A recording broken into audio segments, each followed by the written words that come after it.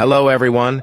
Today, I'm going to tell you an incredible story. It's about a man who started from nothing, faced rejection and failure, but still managed to change the entire world. His name? Steve Jobs. If you've ever used an iPhone, a MacBook, or even just admired how beautifully designed a product can be, then you've already experienced his legacy. But Steve Jobs wasn't born into success. He wasn't handed anything on a silver plate. His life was full of ups and downs, triumphs and heartbreaks, yet he never gave up. This story is more than just a biography. It's a lesson in resilience, creativity, and never-ending hope. By the end of this, you'll feel inspired to chase your dreams, no matter how big or impossible they seem. So, let's dive into the story of Steve Jobs, the man who proved that crazy ideas can change the world. Steve Jobs was born on February 24, 1955, in San Francisco, California.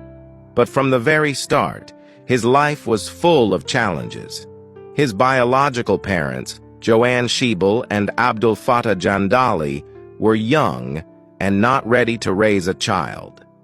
They decided to give him up for adoption. Imagine this. Steve didn't even get to grow up with his birth parents. He didn't know who they were or why they gave him away. Yet, this difficult beginning didn't stop him from becoming one of the most influential people in history. Steve was adopted by Paul and Clara Jobs, a humble couple who lived in Mountain View, California. Paul was a mechanic who loved working with tools, and Clara was an accountant. They weren't rich, but they gave Steve a home filled with love and care. From a young age, Steve was different. He wasn't like the other kids in his neighborhood. While other kids were busy playing outside, Steve was busy asking questions. How does this machine work? Why does this toy move like that? What would happen if I took this apart?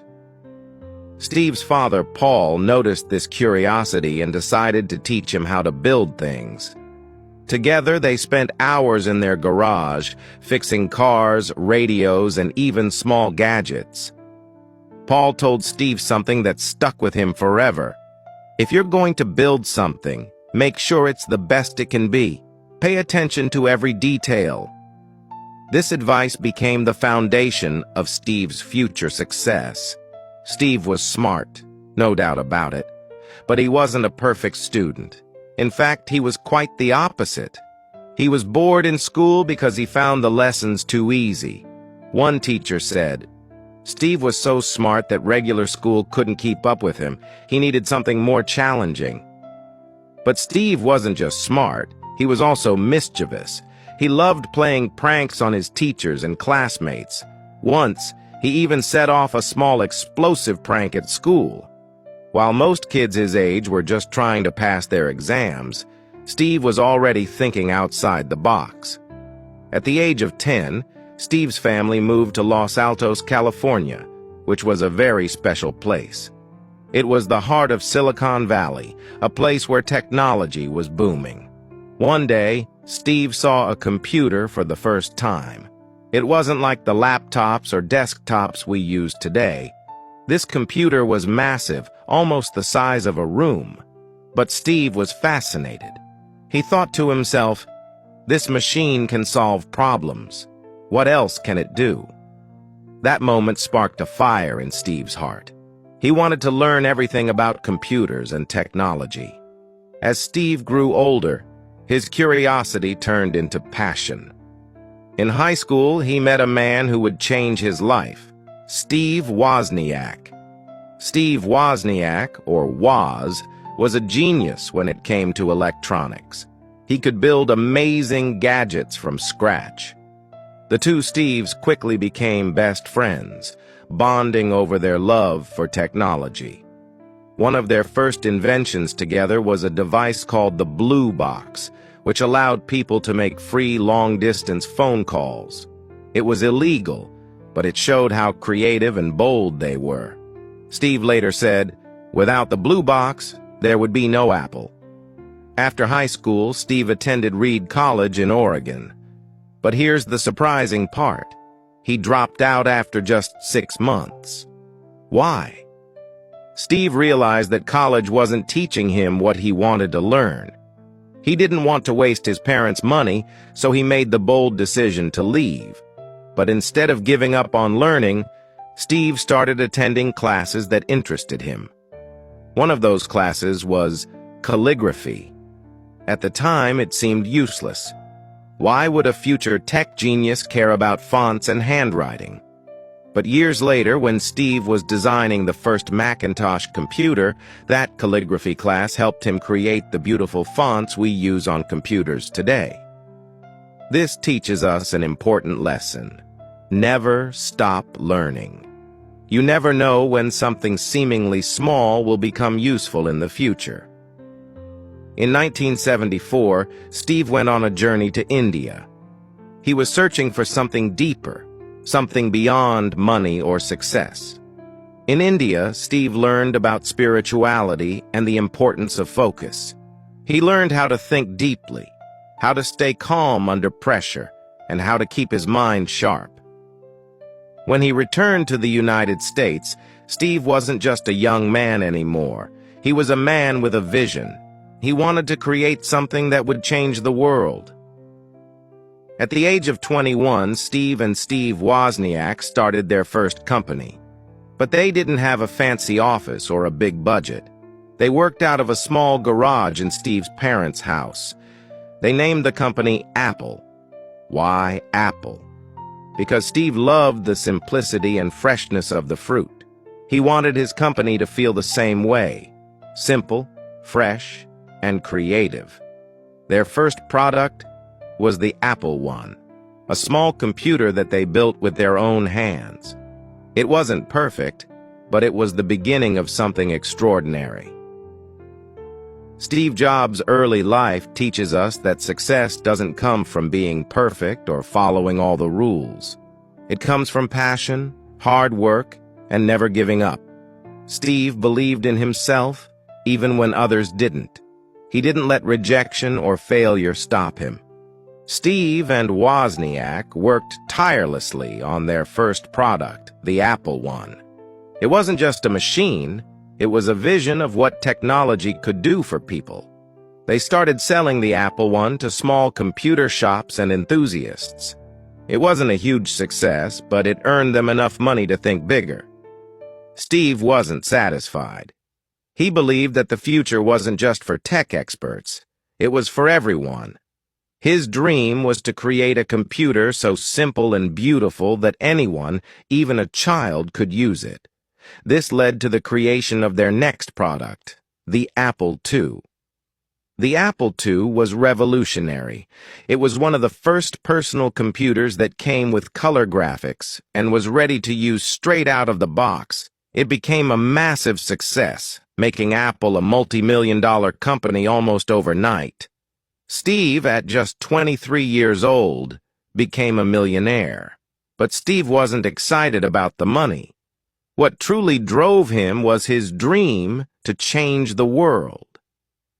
Steve was not an easy person to work with. He demanded excellence in everything. If something wasn't perfect, he'd push his team to start over. People said he was difficult, but Steve believed in one thing. If you want to create something truly great, you can't settle for good enough. For Steve, every small detail mattered, whether it was the design of a computer or the way the company logo looked. He wanted it to be perfect. He once said, "When you look at a product, you shouldn't just see how it works. You should feel it. It should inspire you." This obsession with quality made Apple products stand out. By the early 1980s, Steve had a new vision. He wanted to create a computer that wasn't just functional, but also beautiful, friendly, and easy to use. This dream became the Macintosh, or Mac. The Macintosh wasn't just a product, it was an experience. It introduced things we take for granted today, like the mouse and the graphical user interface, the idea of clicking icons instead of typing commands. Steve believed that technology should be human-centered. He said, "Computers are not about technology. They are about helping people unlock their creativity." The Macintosh launched in 1984, and Steve made sure it had a dramatic introduction. He hired a famous director to create an ad called 1984, which aired during the Super Bowl. It showed Apple as a company that would break all barriers and free people from boring traditional technology. But success wasn't always smooth. Despite his brilliance, Steve's personality created conflicts. Many people in Apple thought he was too demanding, too stubborn, and too controlling. In 1985, a power struggle erupted between Steve and Apple's board of directors. Shockingly, they decided to remove him from the company he had created. Imagine that, being fired from your own company. For Steve, this was devastating. He felt betrayed, humiliated, and lost. He later said, "Getting fired from Apple was the best thing that ever happened to me. It freed me to think creatively again." Instead of giving up, Steve used this setback as a chance to start over. He founded a new company called Next, which focused on creating advanced computers for education and businesses. Around the same time, Steve bought a small animation studio called Pixar. At first, Pixar struggled, but Steve believed in its potential. He worked with a team of talented artists and technicians who shared his vision. In 1995, Pixar released its first movie, Toy Story. It was the world's first fully computer-animated film, and it became an instant classic. While Steve was building Next and Pixar, Apple was struggling. Without Steve's vision and leadership, the company had started to fail. By the mid-1990s, Apple was on the brink of bankruptcy. In 1997, Apple made a bold decision. They invited Steve Jobs back to the company. This was his moment of redemption. When Steve returned, he found Apple in chaos. Products weren't selling, the company was losing money, and people had lost faith. But Steve wasn't scared. He had a plan. One of his first decisions was to simplify everything. He canceled unnecessary projects and focused on just a few products that could truly make a difference. In 1998, Steve introduced the iMac, a computer that was unlike anything people had ever seen. It was colorful, simple, and fun. But it wasn't just about looks. It was also fast and powerful. The iMac became a huge success, putting Apple back on the map. It showed the world that Apple was no longer a failing company. Steve was back, and so was his magic. He made Apple focus on simplicity. Instead of creating dozens of products, he asked, "Why don't we just focus on 4? He simplified everything: fewer products, fewer designs, and clearer goals. And then, Steve did something surprising. He partnered with Apple's biggest rival, Microsoft. Many people hated this idea, but Steve said, "If we want to survive, we need to be practical." The deal brought Apple much-needed cash and made people believe in the company again. By the late 1990s, Steve was ready to revolutionize Apple. His vision was simple: create products that are beautiful, powerful, and easy to use. In 2001, Apple launched the iPod, a tiny device that could hold 1,000 songs in your pocket. This was a game changer. Before the iPod, people carried CDs or tapes, which were bulky and inconvenient. But with the iPod, music became portable and personal. Steve didn't just sell a gadget, he sold an idea. He said, "With the iPod, you can carry your entire music library everywhere you go." The iPod wasn't just about technology. It was about freedom, creativity, and joy. It became a cultural phenomenon, and millions of people fell in love with it. Steve was a unique leader. He didn't manage Apple like a regular CEO. He treated the company like an artist creating a masterpiece. He paid attention to every detail: colors, fonts, packaging, even the way products felt in your hands. He believed that design and functionality should work together seamlessly. Steve once said, "Design is not just what it looks like and feels like. Design is how it works." But Steve could also be tough. He demanded excellence from his team. Sometimes he was blunt and impatient. People who worked for him said he was intense, but they also admitted that his passion pushed them to achieve the impossible. In 2007, Steve introduced the product that would change the world forever: the iPhone. The iPhone wasn't just a phone, it was a camera, a music player, and a computer all in one device. Before the iPhone, phones were clunky and hard to use. Steve wanted to create something so simple and intuitive that anyone could use it. He once said, "The iPhone is a product of simplicity.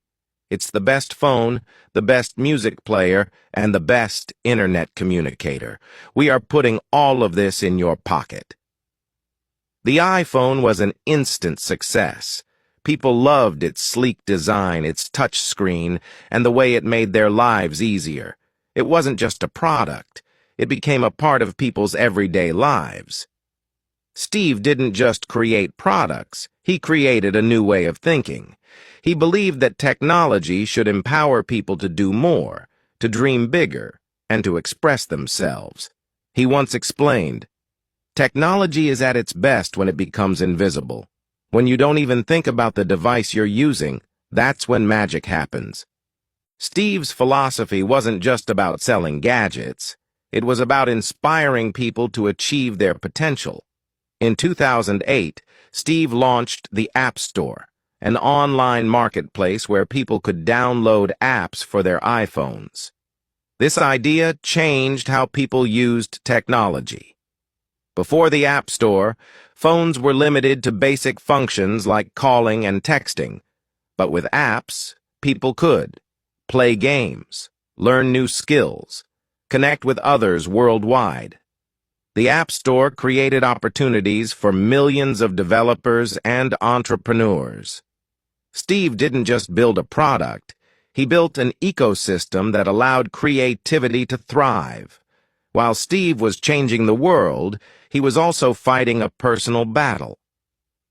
In 2003, he was diagnosed with a rare form of pancreatic cancer. At first, Steve didn't take the conventional route. He tried alternative treatments, believing he could heal naturally. But as time passed, his health worsened. Eventually, he had surgery and returned to work. Even during his illness, Steve never stopped innovating. He said, "I want to put a dent in the universe before I go."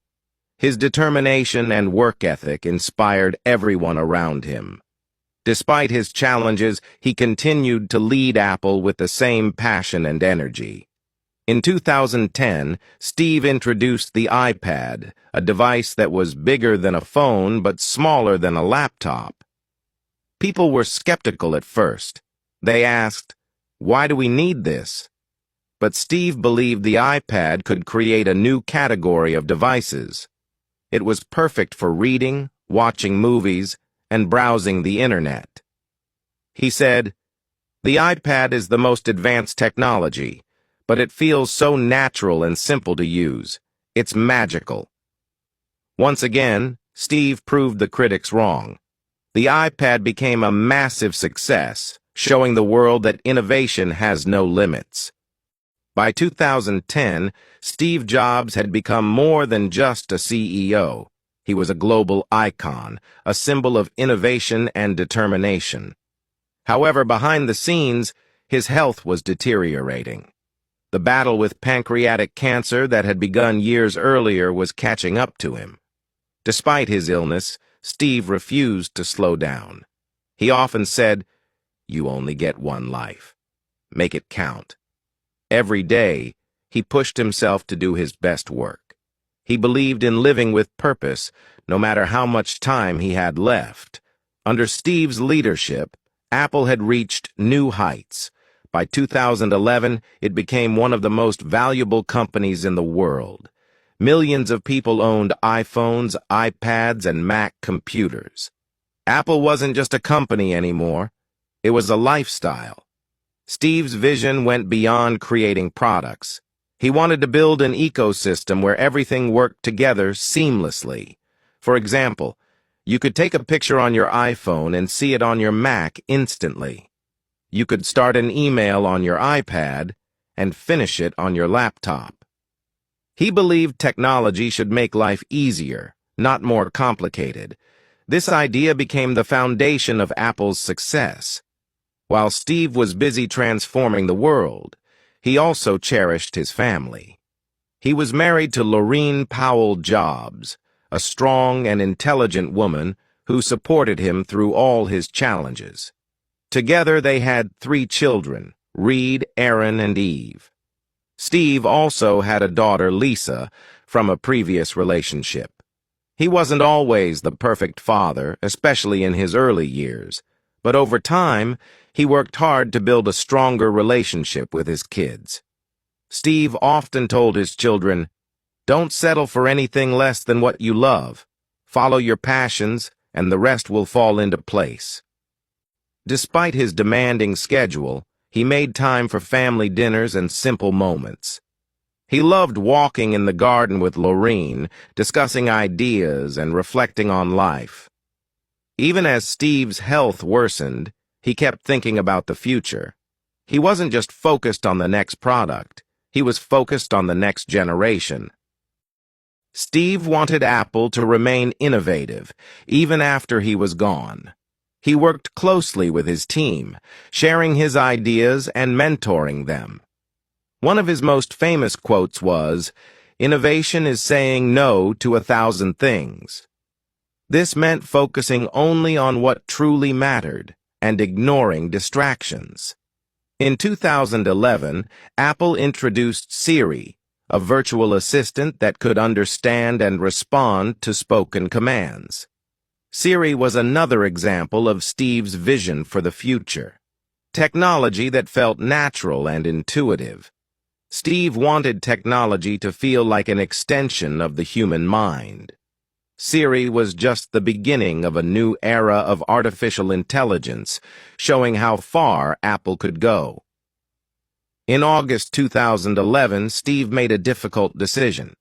He stepped down as Apple's CEO, knowing his health would no longer allow him to lead the company.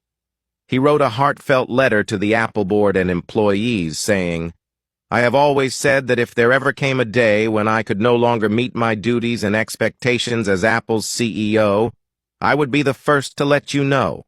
Unfortunately, that day has come." Steve chose Tim Cook, his trusted colleague, as his successor. He believed Tim shared his values and vision for the company. Although Steve stepped down, he remained closely involved with Apple's projects. He spent his remaining days ensuring that Apple would continue to thrive. In his final months, Steve spent more time with his family. He often talked about the meaning of life and the importance of leaving a legacy. He said, "Being the richest man in the cemetery doesn't matter to me. What matters is that I've done something wonderful for the world." Steve loved to sit in his garden, surrounded by nature. He found peace in the simple things, watching the sunrise, listening to music, and holding hands with Laureen. On October 5, 2011, Steve Jobs passed away at the age of 56. His death was a global loss, and millions of people mourned him. In 2005, Steve Jobs delivered a commencement speech at Stanford University that became one of the most iconic speeches in history. His message wasn't just for the graduates, it was for anyone striving to find purpose and meaning in life. He started by saying, "Today, I want to tell you 3 stories from my life. That's it. No big deal, just 3 stories." Each story revealed a powerful lesson he had learned during his journey. The first story, Connecting the Dots. Steve shared how he dropped out of college because he didn't see its value, but stayed around to attend classes that interested him, like calligraphy. At the time, it seemed meaningless, but years later, the skills he learned in that calligraphy class helped him design the beautiful fonts for the Macintosh computer, which revolutionized how people used computers. He said, "You can't connect the dots looking forward. You can only connect them looking backward, so you have to trust that the dots will somehow connect in your future." This lesson teaches us that every experience, no matter how small or uncertain, can lead to something bigger. The second story, Love and Loss. Steve spoke about being fired from Apple, the company he had started. He called it one of the most devastating experiences of his life, but also one of the most freeing. He said, "Sometimes life hits you in the head with a brick. Don't lose faith. I'm convinced that the only thing that kept me going was that I loved what I did." This story reminds us to keep moving forward, even when life doesn't go as planned. The third story, Death. Steve's final story was about facing his mortality. He shared how being diagnosed with cancer changed the way he looked at life. It reminded him that time is precious and shouldn't be wasted on things that don't matter. He said, "Your time is limited, so don't waste it living someone else's life.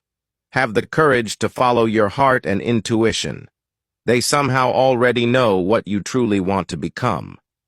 This was his most powerful message. Live authentically, with purpose and passion. After his passing in 2011, Steve Jobs' influence didn't fade. It grew even stronger. Apple continued to innovate, releasing products like the Apple Watch and AirPods, and pushing boundaries with technology. But Steve's legacy isn't just about technology. It's about the way he made people think. He taught us to, 1. Challenge the status quo. Steve always believed in questioning the ordinary and striving for the extraordinary. 2.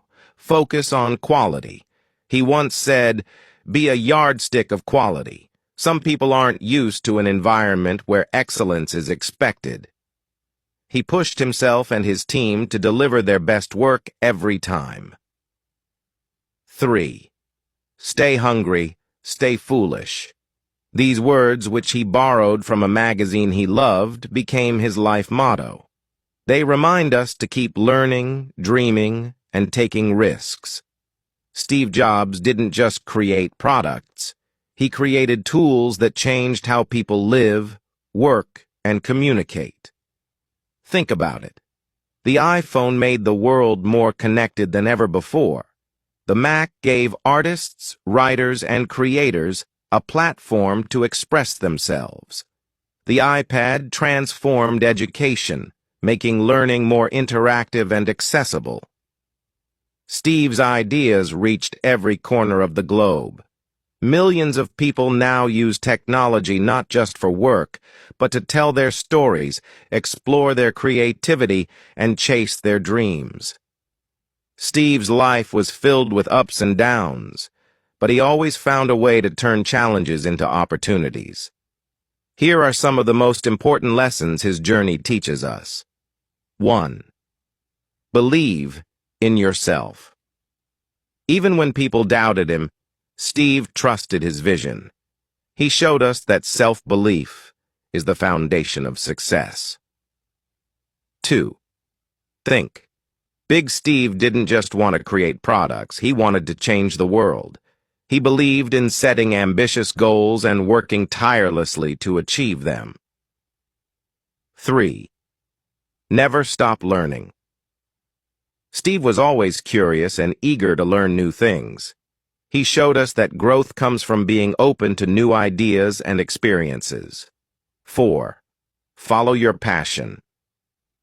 Steve's greatest successes came from doing what he loved.